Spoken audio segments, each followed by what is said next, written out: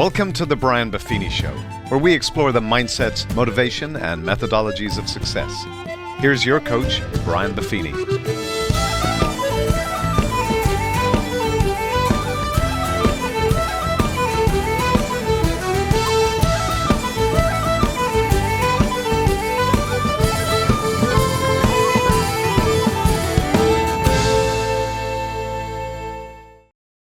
Well, the top of the morning to you. Welcome to the Brian Buffini Show. Excited to share some thoughts with you today. Recently, I just took some time out to do what I've done for many years, which is I take time out. I typically go somewhere really neat, and I go and hike. I eat good, exercise, and then just absolutely turn off TV, phones, and just immerse myself in great content. And when I do that, typically 7-8 days is what I do. This year, because I haven't had a chance to do it during COVID and other things, I went for a little more than 2 weeks. And I went down to Florida, which worked out great. It was nice and warm. And because there were so many bloody thunderstorms every day, I was just north of Miami, that curtailed any of the little golfing excursions I had planned. I got to play once or twice. And then there was just a lot of lightning storms and thunderstorms, and what it made for was a great time, work out, eat right, clear the head, and then really just kind of immerse myself completely in content. And the way I do that is I immerse myself in content I'm working on myself. I immerse myself in stuff I'm curious about, books I've been wanting to read and things like that. And then I'll go back to some classics, some things that have really influenced me, and I've always let many people know about all the different influences in my life. And I go back to those works because, first of all, they're usually principle-based, and principles don't go out of style. Secondly, as circumstances change, it always amazes me that those principles and how they relate to the circumstance of today. And then the third part is I go back to them because it really reveals where I'm at.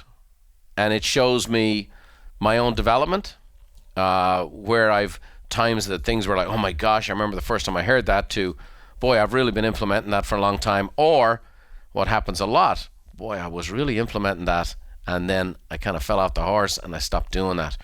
So it's a great thing. So I do content I'm working on, content to get my own thoughts together, if you're not in the content business. So get my own thoughts together, fresh new ideas, old principles. And when you put that all together, it turns into a fest of writing. I came home with just notebooks and notebooks and notebooks full of notes and written things out and so on and so forth. And one of the things I came back with was a few podcast episodes I wanted to share, including this one. And so today's episode is entitled, You Can Never Win an Argument. Now, what inspired this was going back into Dale Carnegie's How to Win Friends and Influence People. Now, that's a book that I've read many times. So what happens is, many times I was listening to it while I was working out and so on and so forth, and then I would just stop and go back to my room and then write out notes and so on and so forth. And again, much of it, been there, done that, lived it, enjoyed it, good reminders, those kinds of things. But when I got to this part of the content, it stopped me cold. And it stopped me cold because of where we are in our culture today, and also where I'm at. In today's culture, we have become ridiculously argumentative over everything, to the point that culturally, you can basically define somebody's politics almost over any issue. Health, economics, well-being, school. The most basic things now reveal a person's ideology.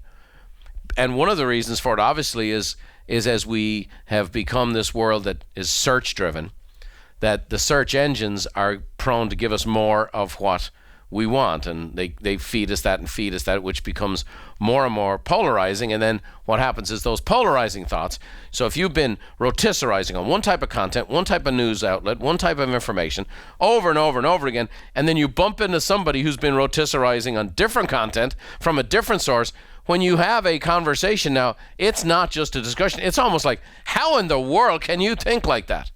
And the arguments have become so much more than even they were in the past. Now, this is difficult for me culturally and as a person. As a person, I grew up in a family that loved to argue.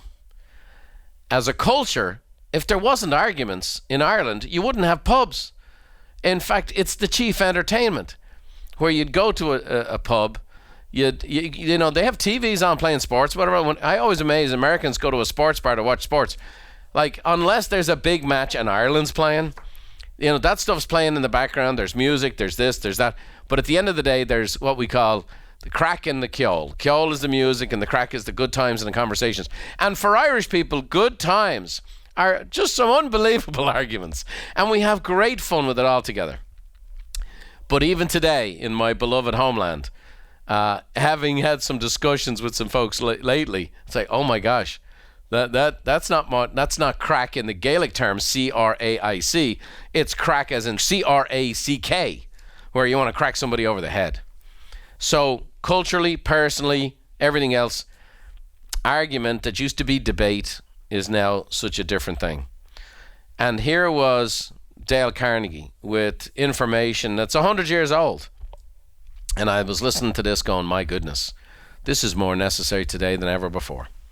So an argument, by definition, it's an exchange of diverging or opposite views. And typically today, those views are heated.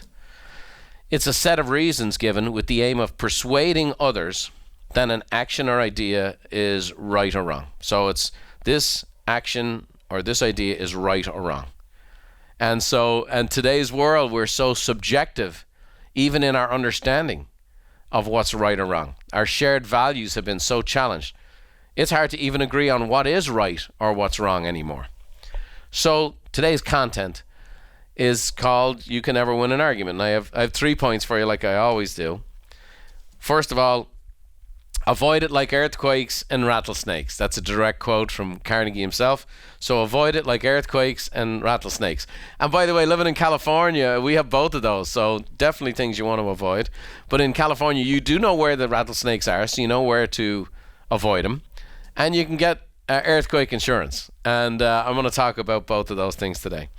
Next, we'll talk about what do you do when it's unavoidable? And then the ultimate goal. The ultimate goal is to influence, not argue. And I got a few neat things to share with you there. So, again, thank you, Mr. Carnegie, for sparking some thoughts. I hope you guys enjoy this, and maybe we can have a good argument about it sometime. Huh? So, the only way to get the best of an argument is to avoid it, right? So Carnegie himself said you can't win an argument. You can't, because if you lose it, you lose it. And if you win it, you still lose it. And that's the truth of the matter. Mark Twain said, never argue with a fool. Onlookers may not be able to tell the difference. Ooh. That reminds me of, don't wrestle with pigs. The pig likes it and you both get muddy, right? Another Carnegie, you can't win an argument. Always avoid the acute angle. So it gets into the acute angle. And again, Irish people are passionate, fired up, so on and so forth. And if you're a person of principle and value, and you go, hang on a second here, I want to argue for my principles. I want to argue for my rights. And so, unfortunately, we just want to argue all the time today. And what happens is, the second point is we win the battle and lose the war. Win the battle and lose the war.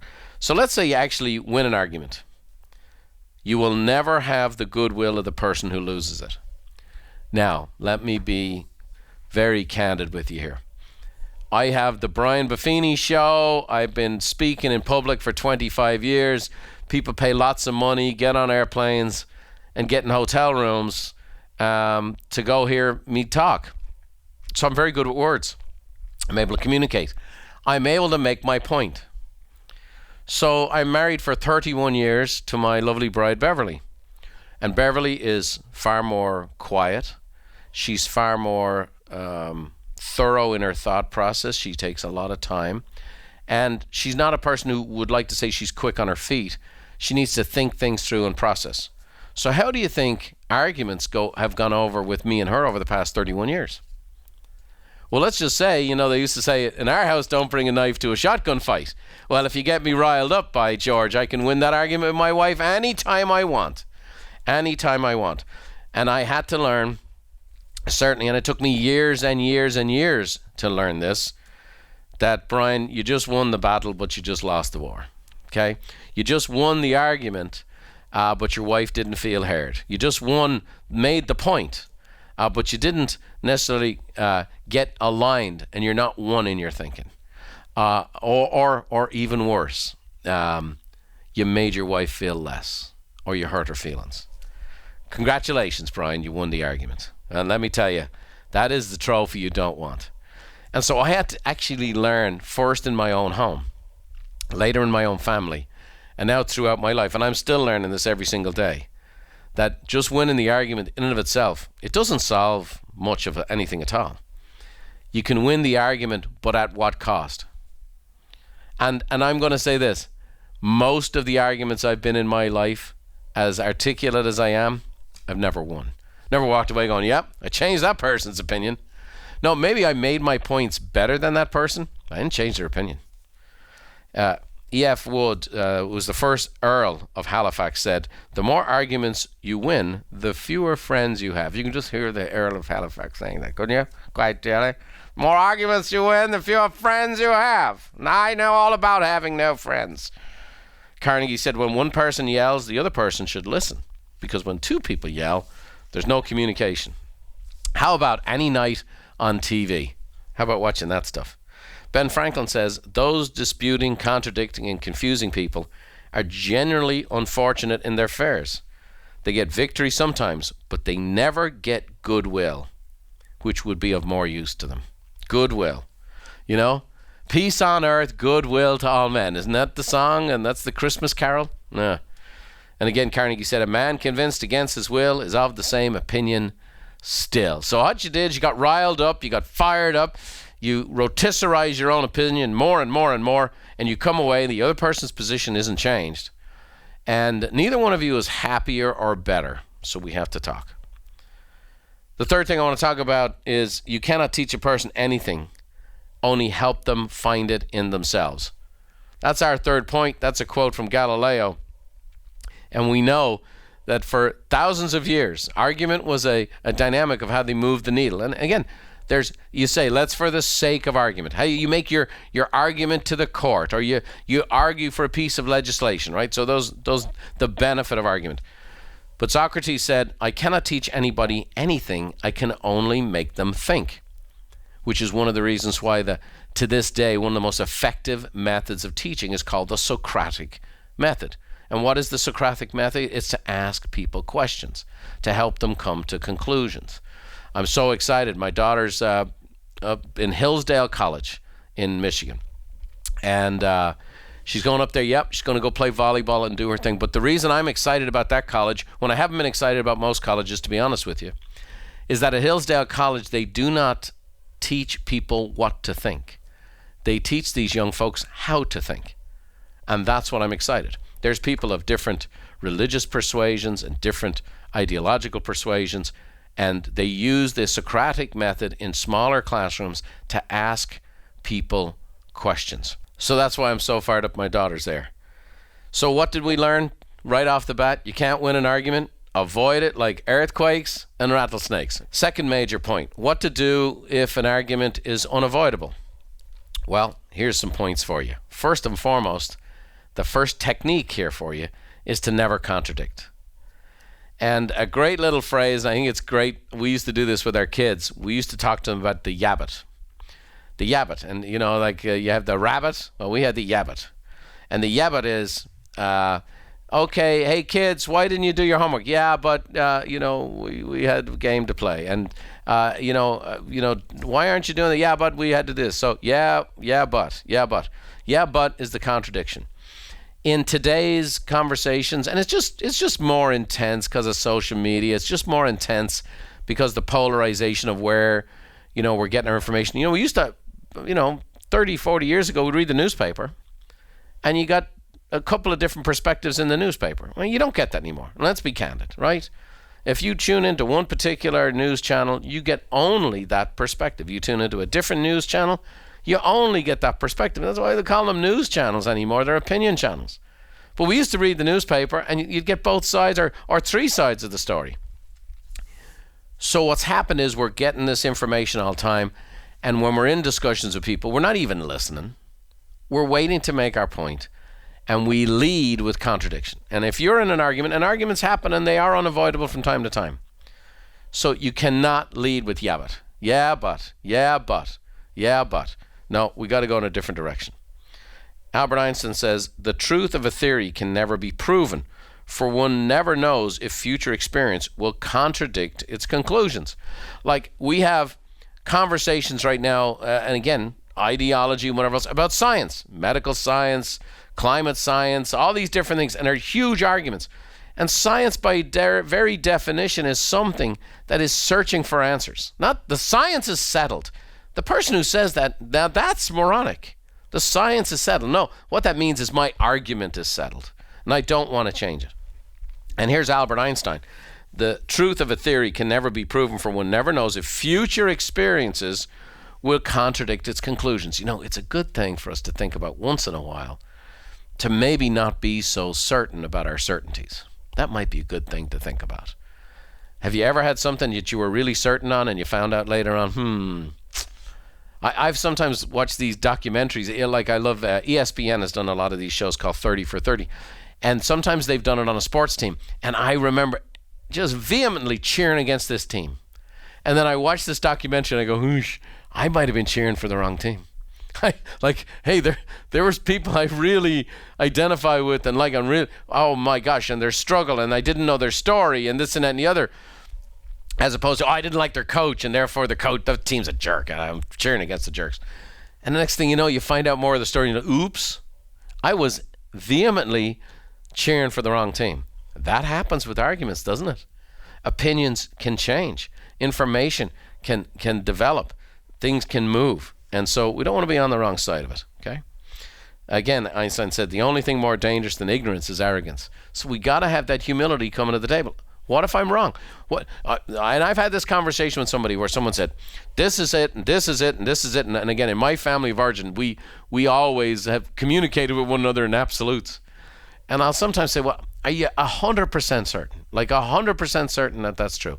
Like there's not the slightest possibility that could be an error.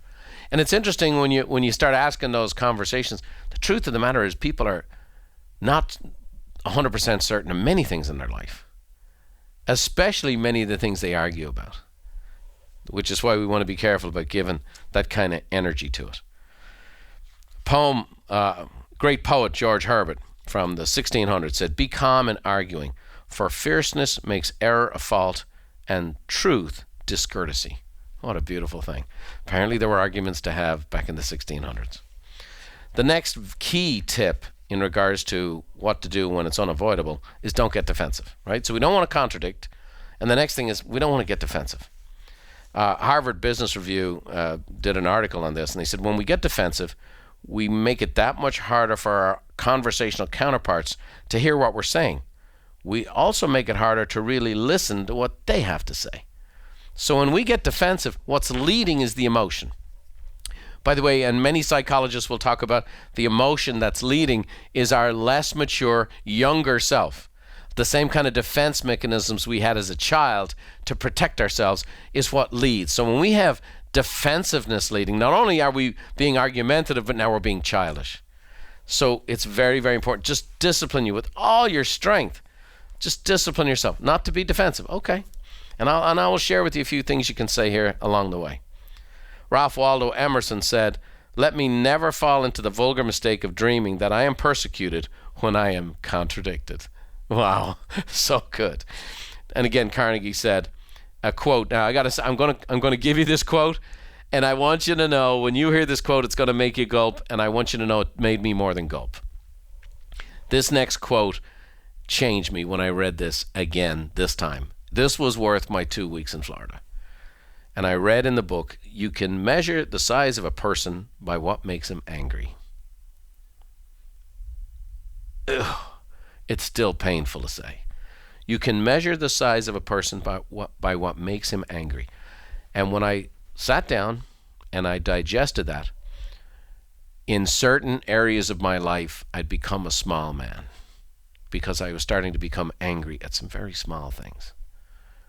And so that's the beauty of getting really, really immersed in phenomenal content, personal growth development, being on the journey to self-discovery, being on the journey to really implement, to change your life, to have the courage to pursue excellence in your life and in your work and in your relationships with your finances. It takes courage to do that. And that's why I love this audience. I love the journey that you guys are on with me. And that's why I feel like in this intimate communication vehicle through the podcast, because I only talk to people in podcasts one-on-one.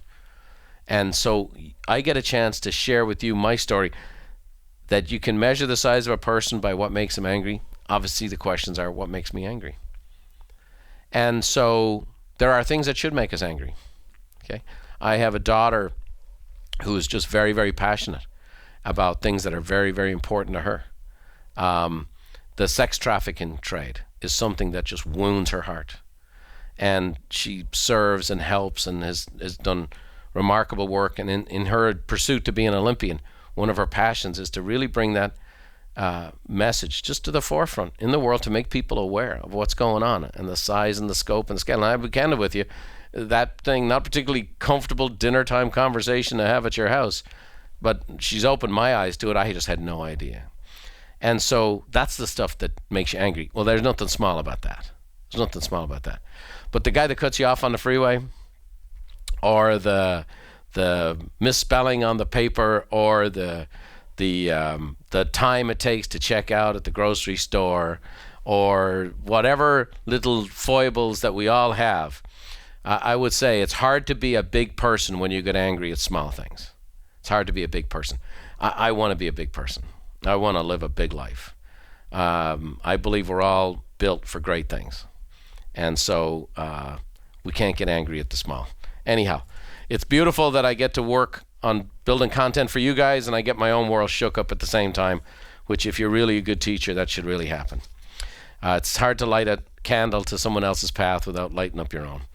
My good friend Henry Cloud, who wrote the best-selling Boundary, said, instead of getting defensive, just say, thanks for letting me know your thoughts. I'll consider them. What a great technique. What a great tip. Genuine. Honestly, be sincere. Don't get defensive. Thanks for letting me know your thoughts. I'll consider them. And it gives you a chance to think. Reduce the emotion.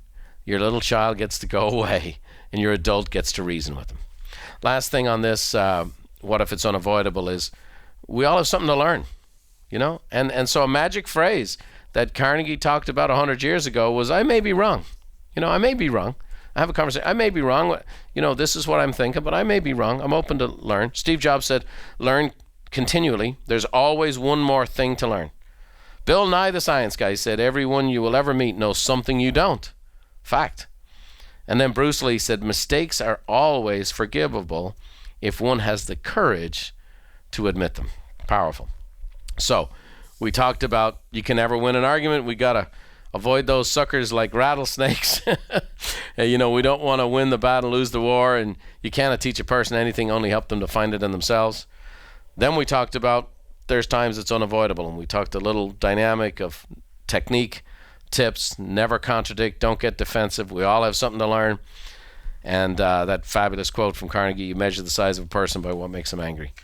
And then lastly here is something to challenge us to, right? It's mindset, motivation, methodologies we cover here at the Brian Buffini Show. And the last point I would say is that influence, don't argue. Influence is a far higher calling than argument. Argument in and of itself is just hot air. But influence is something that is lasting, generational in many cases. So let's talk about influence.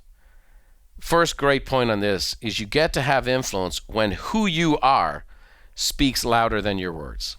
Who you are speaks louder than your words.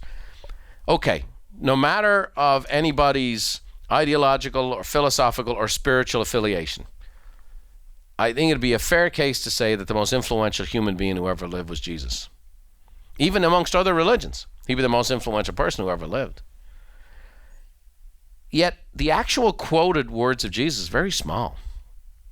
I have a Bible, and it's kind of an older Bible, and it's got the words of Jesus in red. Like when he actually spoke and they wrote down the things he said. It's very few. There was times he'd have a message or two or a sermon or two. There were parables and stories he taught. But I'd say this. When I look at the volume of stuff I spit out on a podcast, and then I read the actual words of Jesus, the words of Jesus are very small. So how is this guy the most influential person in the history of mankind. Time is divided into BC and AD. We still use those things, right? Anno Domini, the year of our Lord, BC, before Christ, okay? So here's the most influential person he ever lived who didn't say a ton of stuff. He got to have enormous influence because who he was. Who he was spoke louder than his words. So that's a big deal. And on the parenting, when Beverly and I are asked, people come to us for parenting advice, and we always say the same thing. Kids don't listen to what you say. They're watching what you do. They're watching what you do. They're watching how you live. Yeah, kids, you need to read books and turn off those video games. Okay, and you're watching soap operas and doing whatever, or reality TV or whatever it is. Kids watch what you do. They learn by watching. And so in any aspect, as a leader, if you're leading a company or an organization or business, whatever, I mean, you can only lead by example. You can only lead by example. Everything else is some form of hypocrisy. So you can only lead by example. Dale Carnegie said, influence is more powerful than argument. Keith Ferrazzi said, you don't have to control more, you have to influence more. And Albert Einstein, he's come up a few times today, setting an example is not the main means of influencing others, it is the only means. No question about it. Next thing I want to talk about is that brevity leads to clarity. Brevity leads to clarity. What you want to do in discussions and arguments and things like that is you want to be brief. Yeah, and again, I'm good with words. Sometimes I have too many words. And brevity is what leads to clarity. Cicero said, brevity is the best recommendation of speech, whether in a senator or an orator. No matter what.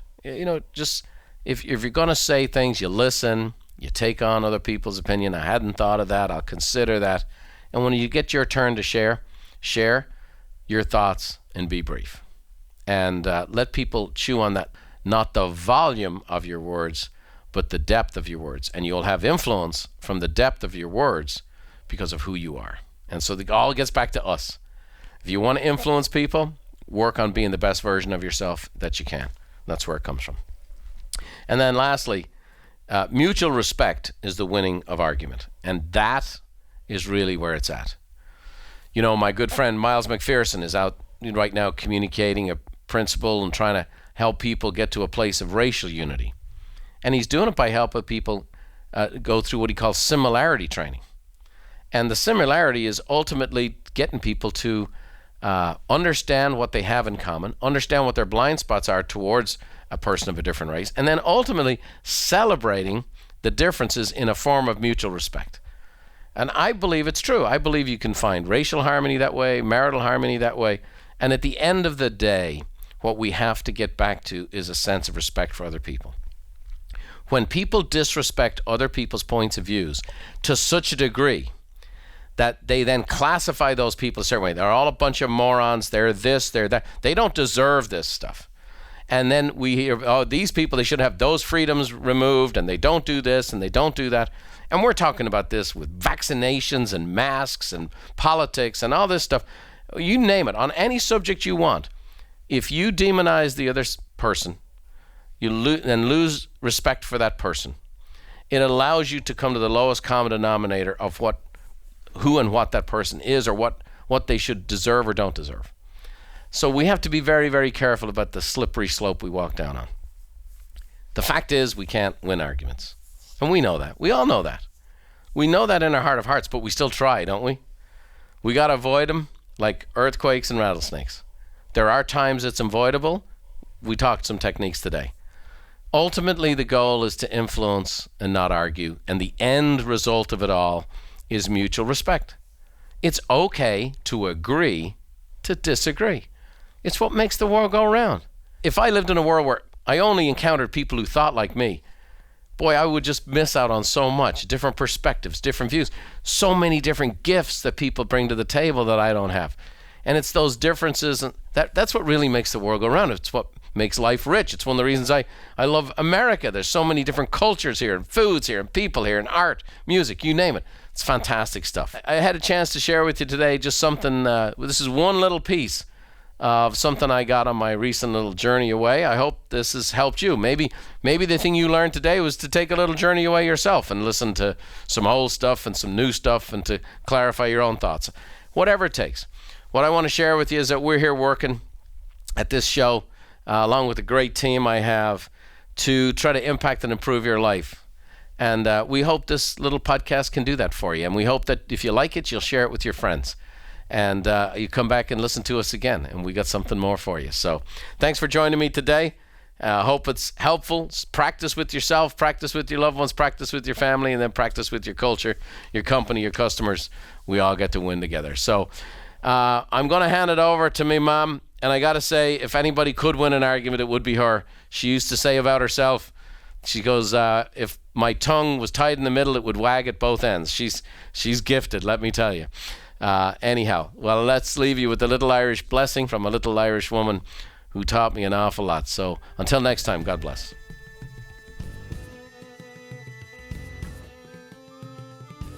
May the road rise up to meet you, and may the wind always be at your back. May the rain fall soft upon your fields, and the sun shine warm upon your face. And until we meet again, may God hold you in the hollow of his hand. See you next time.